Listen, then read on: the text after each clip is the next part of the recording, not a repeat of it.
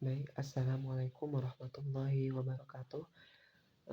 Perkenalkan nama saya Dia Arif Munawar dari kelas 12 4 IPA. Di sini saya akan membahas mengenai kapasitansi dan kapasitor. Pertama yang kita bahas yaitu kapasitor. Kapasitor merupakan komponen elektronik yang berfungsi untuk menyimpan muatan listrik. Dalam dunia elektronika, kapasitor biasa dilambangkan sebagai C. Nah, ilmuwan yang pertama kali menemukan adanya kapasitor ialah Michael Faraday. Itulah mengapa nama Faraday disematkan sebagai satuan dari kapasitansi, yaitu Farad atau F. Selanjutnya yaitu struktur kapasitor. Pada dasarnya, kapasitor tersusun atas dua buah pelat besi yang dipisahkan oleh suatu bahan dielektrik. Bahan dielektrik adalah bahan yang bersifat sebagai isolator listrik. Artinya, tidak akan ada arus listrik yang akan melalui bahan dielektrik. Bahan ini bisa berupa zat padat, cair, dan gas. Contoh bahan dielektrik yang umum digunakan ialah udara, keramik, gelas, nitrogen, maupun belerang. Untuk lebih jelasnya, bentuknya itu seperti ini.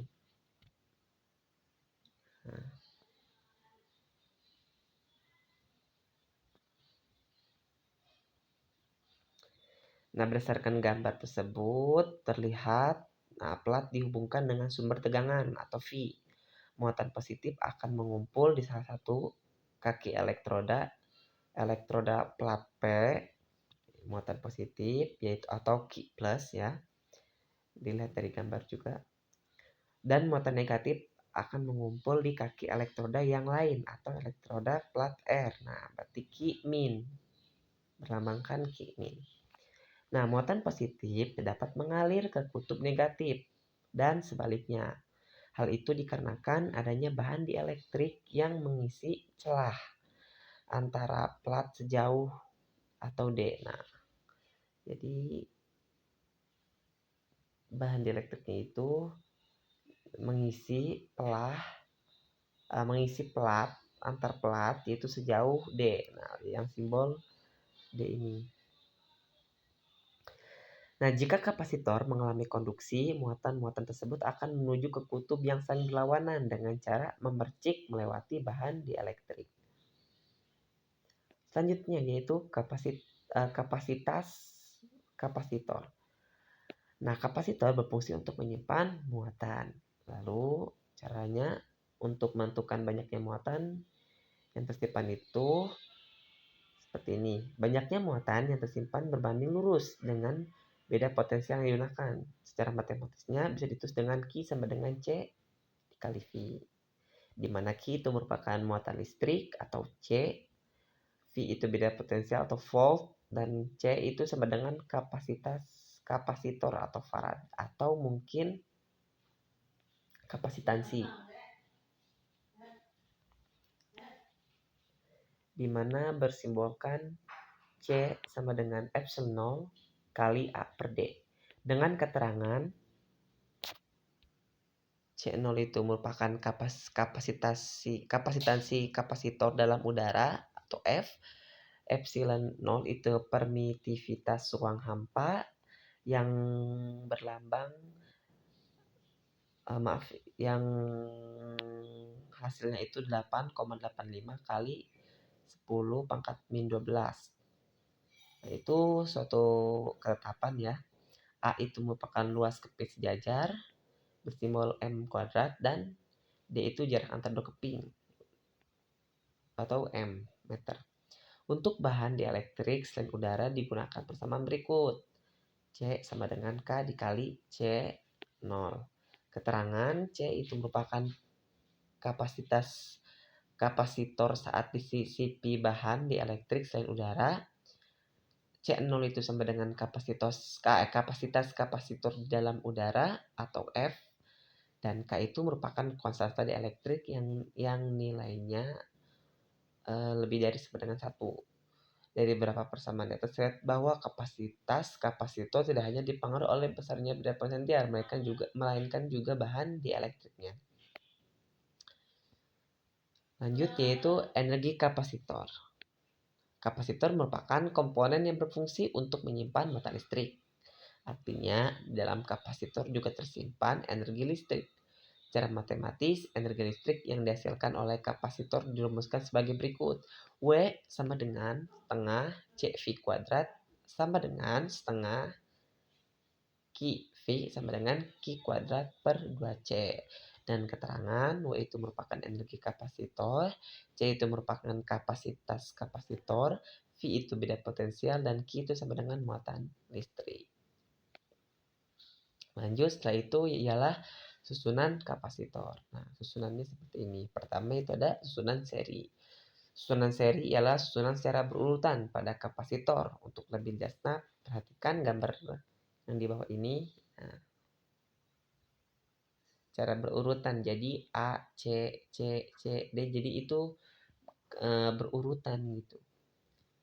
Nah, secara matematis dapat dihitung seperti ini. 1 per C total sama dengan 1 per C1 tambah 1 per C2 tambah 1 per C3.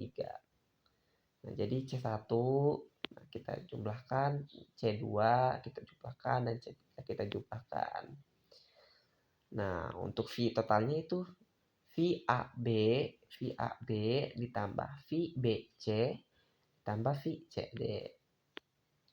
Nah, untuk mencari Q-nya itu Q1 tambah Q2, Q1 sama dengan Q2 sama dengan Q3. Jadi hasil Q1 itu sama dengan Q2 dan Q3.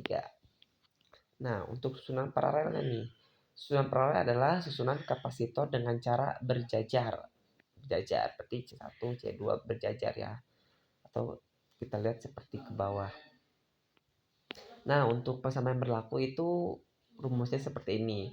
Untuk mencari C total, kita jumlahkan C1 tambah C2 tambah C3. Untuk V total itu sama dengan VAB, sama dengan VBC, dan sama dengan VCD. Untuk Q total, itu dijumlahkan Q1 tambah Q2 tambah Q3. Nah, selanjutnya contoh soal. Kita baca, suatu kapasitor keping sejajar memiliki luas tiap keping 2000 cm2 dan terpisah sejauh 1 cm. Bila diisi udara, beda potensial kepingnya 3000 volt. Bila diisi satu bandi elektrik, beda potensial menjadi 1000 volt. Tentukan konstanta dielektrik band tersebut. Diketahui A itu sama dengan 2000 cm, V1 itu sama dengan 3000, dan V2 itu 1000. Ditanya K2-nya. Penyelesaian untuk mencari konstanta dielektrik itu gunakan perbandingan. Ini nih, C sama dengan K dikali C 0 dengan C itu sama dengan Q per V. Kita bisa lihat cara pengerjaannya. Di mana nilai Q dan C 0 itu tetap.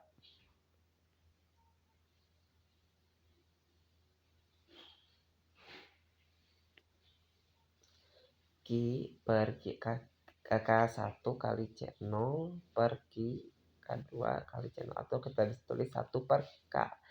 1 per 1 per K2. Nah, tinggal kita masukkan V1 3000, V2 itu 1000. Cari K2-nya ya. Q1 itu sama dengan 1. Jadi kita kalikan hasilnya itu K2 itu sama dengan 3. Selanjutnya contoh soal 2. Sebuah kapasitor dipasang pada tegangan 220 volt. Bila muatan yang tersimpan itu sebenarnya 10, tentukan kapasitas kapasitornya.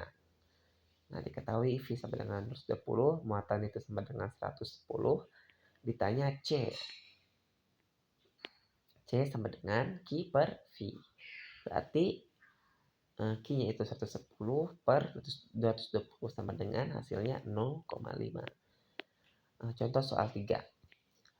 5 buah kapasitor memiliki kapasitas yang sama, yaitu 3. Jika kelimanya disusun secara paralel lalu dihubungkan dengan beda potensial 4 volt, berapakah besar muatan listrik yang tersimpan dalamnya? Nah, diketahui C1 sama dengan C2, C3, C4, C5. Itu kan sama dengan 3. V itu sama dengan part nya Q. Ingat ya jadi kita harus mencari susunan penggantinya dahulu. Nah, itu bisa ditulis dengan atau dihitung dengan C total sama dengan C1 tambah C2 tambah C3 tambah C4 tambah C5. Di mana C tadi itu kan sama ya. C sama dengan C2 berarti 3. Berarti 3 tambah 3 tambah 3 sampai C5 berarti 3 kali 5 sama dengan 15. Selanjutnya baru ditentukan muatannya. Kalau sudah ditemukan C-nya. Q sama dengan C kali V. Di mana C tadi 15 dan V itu sama dengan 4. 15 kali 4 sama dengan 60. Nah, mungkin hanya itu yang bisa sampaikan. Kurang lebihnya mohon maaf. Wassalamualaikum warahmatullahi wabarakatuh.